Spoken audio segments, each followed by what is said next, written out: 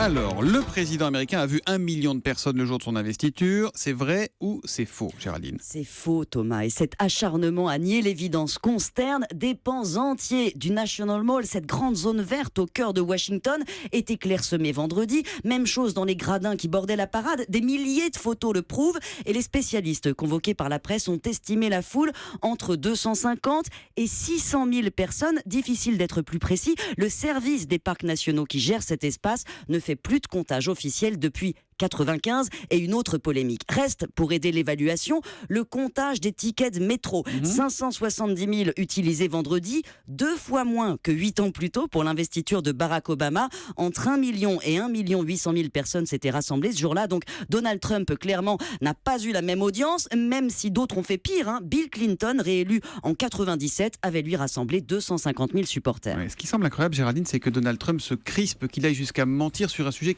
c'est quand même un sujet mineur. C'est pas l'avenir du monde qui se joue là. Évidemment, et ça illustre le degré de défiance entre la presse qui a amplifié cette faible affluence et cette administration, parce que, encore une fois, la foule vendredi est comparable à celle qu'avait eue George Bush, 300 000 personnes en 2001, et c'est logique quand on sait que Washington a voté Clinton de façon écrasante.